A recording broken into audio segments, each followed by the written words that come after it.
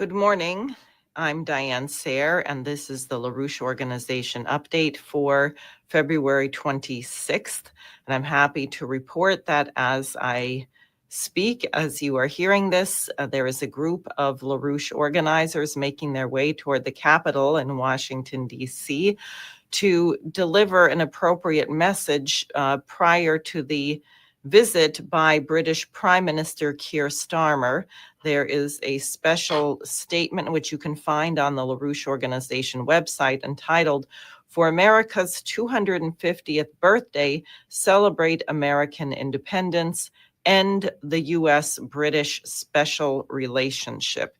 And this 4-page dossier includes various quotes from some of the British officials, which are extremely derogatory and disrespectful of President Trump, just to remind Americans that the Brits are not our ally. And in fact, they have been working ever since our successful War of Independence to recolonize us or to turn us into a clone of themselves, carrying out their imperial policy. And President Donald Trump is severely disrupting this, with which they are very unhappy. So Starmer's coming in. Macron was here a couple of days ago.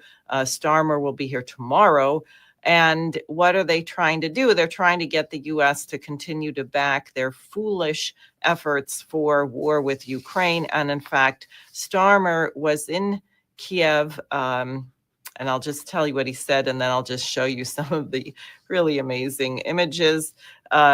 He said that there are 3 steps we don't want just some peace plan. We don't want a pause in the fighting, and we don't want anything that just benefits Russia. We are stepping up our military support to Ukraine. That's done Ukraine a lot of good. And he said that we've got to get Putin to the point where he's ready not just to talk, but to make concessions. Hello, newsflash, Putin doesn't need to make concessions. He has won the war on the field, and Ukraine, no matter how much military aid we send them, more troops, they are not going to win. And Starmer announced the UK's largest package of sanctions since the war. And again, that's not been hurting Russia all that much. And he said the G7 should do more and take more risk. Yeah, like a risk of nuclear war. No, thank you. And bring our collective strength to the peace effort, which is also kind of a joke. What strength? Olaf Scholz, the deposed or ousted Chancellor of Germany, stood next to Joe Biden, who announced he was ending Nord Stream. That doesn't seem like a show of strength. Now, besides Starmer, and here we get to the fun part because it's really ridiculous. As people know, President Trump had his talk with Putin. Then there was the meeting in Riyadh. Ryabkov has announced more meetings. More meetings are coming to end this. So the European Union leaders went to Kyiv and pledged military support. This is what they were doing Monday. And so they included Starmer, as we said, from the UK, but the European Commission President Ursula von der Leyen, European Council President Antonio Costa, and the leaders, that's Trudeau of Canada, the Prime Minister Mette, whatever her last name is, of Denmark, Iceland, Latvia, Lithuania, Finland, Norway, Spain, and Sweden. I'm trembling. Clearly, they are very, very powerful and are surely going to help Ukraine win. And there they are, like ducks lined up in a row, all of these people standing here with Zelensky. And here they are making a show that they care about the 1 million or so dead Ukrainian soldiers thanks to their policies. Of course, they don't care. If they did, they would not have done this. So it's just a complete sham and a fraud. Now, meanwhile, the adults on the planet, Xi Jinping and President Putin, held a long phone conversation reviewing their comprehensive partnership and strategic cooperation and how to expand beneficial cooperation in the economy, investment, trade, culture, education, and sports. Putin briefed Xi Jinping on the U.S.-Russian talks, for which Xi expressed his full support and offered to help in any way he could to ensure peaceful resolution to the Ukraine conflict.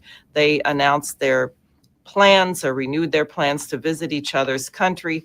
Xi will be in Moscow for the commemoration of VE Day. This year marks the 80th anniversary of the defeat of the Nazis. I hope that finally we'll be celebrating that in the United States this year as well, rather than spitting on the graves of those Americans who gave their lives in defeating fascism in Europe and acting as if there was no fascism in Europe, or now we're on the side of the fascists, which had been our position up until President Trump took office. And then on September 2nd, Putin will visit Beijing, which is celebrating the victory against the fascists in Asia, namely Japan, the surrender of the Japanese in World War II. So this is extremely significant, and anyone who says that they are going to bust up the China-Russia partnership really has no clue what they are talking about. Now, the other thing that the European leaders said in Kyiv is, while the United States and Russia saying that Zelensky, of course, is not legitimate because Ukraine should have held elections in May. And I believe it was our Secretary of State Rubio saying that, or maybe it was Hegseth, I'm not sure, that Ukraine should have elections soon, and that having a war is not a reason to not have elections. The United States held elections in the middle of a number of wars, including even the misnamed Civil War, or War of the Rebellion, by the way, which is another British attack against our nation. But the Europeans, not surprisingly, said to Zelensky, don't worry about it. You don't have to have elections. Germany, the result of their election was that the AfD, the Alternative for Deutschland, which is sort of a populist movement of some very good people and some sort of far-right elements, got about 20% of the vote. In the eastern part of Germany, 30%. Helga Zepp-LaRouche and the Bürgerrechtsbewegung Solidarität Party, Civil Rights Movement Solidarity, which is the LaRouche Party, was credited with just 1,003 votes. I wouldn't say that's a reflection of the views of the German people. I would say it is a reflection of the very fraudulent processes in most Western elections, which I experienced myself in New York. Now, bizarrely, here's the AfD with 20% of the vote, and there's an agreement among the Christian Democrats and others that no one is going to work with them, which really does disenfranchise a large number of the German people. And by the way, Merz, the guy who his party won the elections, was the former leader of BlackRock in Germany and Western Europe. So now we have a BlackRock takeover of Germany, in case you were wondering what happened with the elections there. I'll come back to the mineral deals in a minute. I just want to say that as far as I know, Israel has still not released 300 or 600 of the Palestinian prisoners that they were supposed to release in return for the 6 live hostages that Hamas released on Saturday. Apparently, Egypt is working on some kind of a deal where 2 of the bodies of deceased hostages will be delivered to Egypt in return for freeing 300 of the Palestinian prisoners, and then another 300 later. We'll see. This is fragile, to say the least, and it does not help anyone to lie about the crimes against humanity being perpetrated by Bibi Netanyahu even now, and which were fulsomely aided and abetted by the Biden administration, but not fully stopped by this administration. And I will just say that yesterday, the Healthcare Workers Watch, Palestine HWW, issued a report saying that there are still at least 162 doctors, nurses, medics, and other healthcare workers who are being held in Israeli prisons. They are being tortured, starved, and humiliated. There are also at least 24 medical professionals who were abducted by the IDF who are still missing. So we still have terrible crimes being perpetrated against the medical workers. Also, I just want to share, for effect, the freak out among Democrats, Democratic fascists, I would call them, about what President Trump is doing. James Carville has an op-ed in the New York Times where he says about Trump, quote, "He has put his faith in the most incompetent cabinet in modern history, a Health and Human Services secretary who is already targeting federal vaccination efforts and dumped a bear carcass in Central Park as a fun prank at age 60. A director of national intelligence who was devoted," that's Tulsi Gabbard, in case you don't know now. He was first talking about RFK Jr. Now Tulsi, he describes as a director of national intelligence who was devoted to an allegedly abusive yoga-centered cult, a WWE tycoon turned head of Department of Education, and a former cable news talking head, Pete Hegseth, as defense secretary, which will result in one clear thing: disorder. Unlike the fascist dictatorship, the unified dictatorship we had under the Biden administration and the Democratic Party, which, if nothing else, was going to make sure that we had a full-out war with Russia, that we carried out genocide against the population of Gaza, continued the terrible situation in Haiti, South Sudan, etc. Now, in closing, I just want to say that there is a real weakness in thinking that you're making quote unquote deals, that the US and Russia are going to make a big deal over minerals and precious earth metals in the Arctic, and Ukraine and the US are going to make a deal, and Russia, Ukraine, and the US are going to develop these minerals.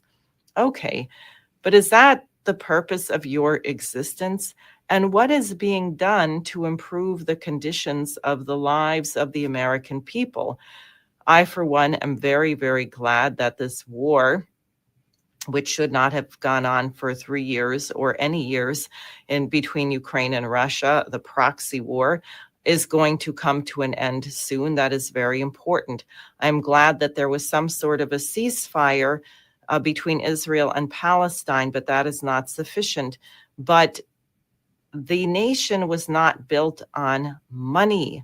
The point of what Alexander Hamilton did was credit. And how do you measure the success of your economy? As Lyndon LaRouche said repeatedly, it is factors like life expectancy, infant mortality, namely the potential relative population density. How many people can you comfortably sustain in a given area of land with a rising standard of living from one generation to the next? And this is where the LaRouche organization and the ideas of Lyndon LaRouche can greatly help the team of President Trump, who are a little bit too obsessed with making money and playing the world like it's a giant monopoly game, and missing the point about what makes us each really human is our commitment to self-perfection, of mastering a truthful understanding of the universe through scientific discovery, classical music, classical drama, poetry, etc. So brighten your day today with something beautiful. Thanks for listening, and Harley will be back with you tomorrow.